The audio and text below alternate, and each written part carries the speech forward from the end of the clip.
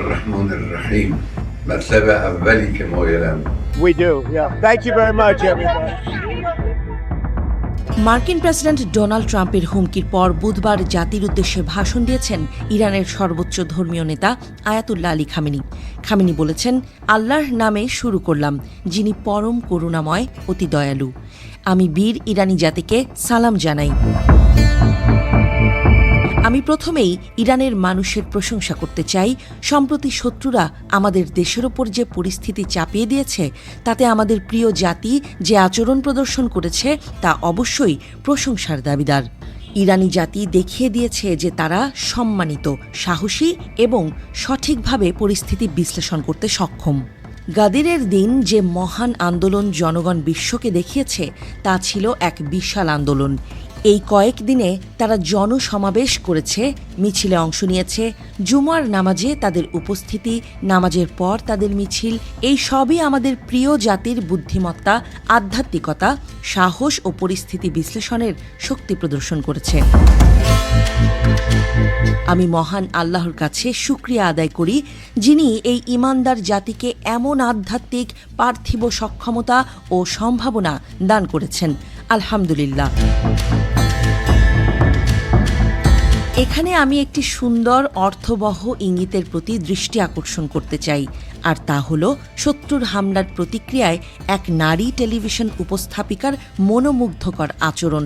তিনি আল্লাহু আকবার বলেছেন এবং পুরো বিশ্বের সামনে ইরানি জাতির শক্তির চিহ্ন উপস্থাপন করেছেন।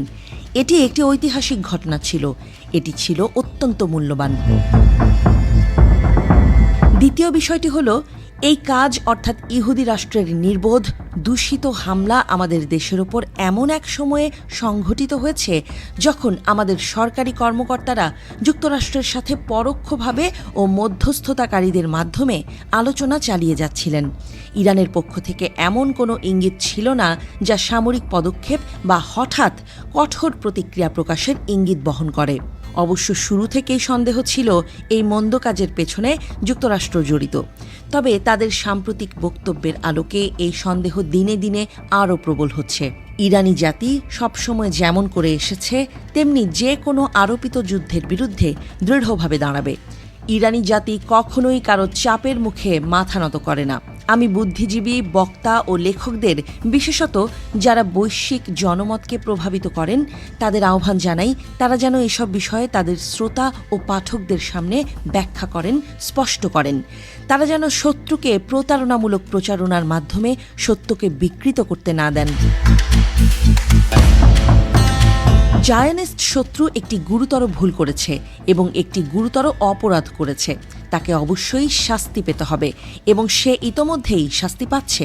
ইরানি জাতি ও আমাদের সশস্ত্র বাহিনী যে শাস্তি প্রদান করেছে, দিচ্ছে এবং ভবিষ্যতের জন্য যে শাস্তির পরিকল্পনা করেছে তা কঠোর শাস্তি, যা ইতোমধ্যে শত্রুদের মধ্যে দুর্বলতা সৃষ্টি করেছে।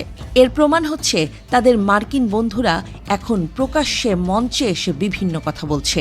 এটা এই শত্রু রাষ্ট্রের দুর্বলতা ও অক্ষমতার স্পষ্ট লক্ষণ। সবশেষে যুক্তরাষ্ট্রের প্রেসিডেন্ট সম্প্রতি হুমকির আশ্রয় নিয়েছেন। তিনি আমাদের হুমকি দিচ্ছেন।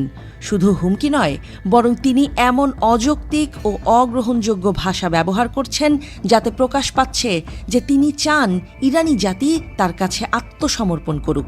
এমন কথা শুনে সত্যিই বিস্মিত হতে হয়। প্রথমত, তারা তাদের হুমকি তাদের উদ্দেশ্য করুক যারা হুমকিতে ভয় পায়। ইরানি জাতি এমন হুমকিতে ভয় পায় না। এরপর খামেনি পবিত্র সূরা আল ইমরানের একটি আয়াত তেলাওয়াত করেন, যার অর্থ হল, তোমরা দুর্বল হও না, দুঃখ করো না, যদি তোমরা বিশ্বাসী হও তবে তোমরাই বিজয়ী হবে। তারপর তিনি বলেন, ইরানি জাতি এই কথায় বিশ্বাস করে এবং হুমকি তাদের আচরণ বা চিন্তায় কোনো প্রভাব ফেলতে পারে না। দ্বিতীয়ত, ইরানি জাতিকে আত্মসমর্পণের কথা বলা বুদ্ধিমানের কাজ নয়। যারা ইরান, ইরানি জাতি এবং ইরানের ইতিহাস জানে, তারা এমন কথা কখনো বলবে না। ইরানি জাতি কিসের কাছে আত্মসমর্পণ করবে? ইরানি জাতি আত্মসমর্পণকারী জাতি নয়। আমরা কাউকে আক্রমণ করিনি এবং অবশ্যই আমরা কাউকে আমাদের উপর আক্রমণ করতে দেব না, এবং আমরা কখনোই কোনো আক্রমণের সামনে আত্মসমর্পণ করব না। এটাই ইরানি জাতির যুক্তি, এটাই ইরানি জাতির আত্মা। অবশ্য যারা এই অঞ্চলের নীতিমালা সম্পর্কে জানে তারা জানে যে এই ইস্যুতে যুক্তরাষ্ট্রের প্রবেশ শতভাগ তাদের নিজেদের ক্ষতির কারণ হবে। যুক্তরাষ্ট্র যে ক্ষতি ভোগ করবে তা ইরানের যে কোনো সম্ভাব্য ক্ষতির চেয়ে অনেক বেশি হবে। আর যদি তারা সাময়িকভাবে এই সংঘর্ষে প্রবেশ করে তাহলে সেই ক্ষতি নিঃসন্দেহে অপূরণীয় হবে। আমি আমাদের প্রিয় জাতিকে বলতে চাই, সবসময় এই মহান আয়াতটি স্মরণে রাখুন। জীবন স্বাভাবিকভাবে চলবে, আলহামদুলিল্লাহ। শত্রুকে কখনো বুঝতে দেবেন না যে আপনারা তাদের ভয় পান বা তাদের সামনে দুর্বল অনুভব করেন।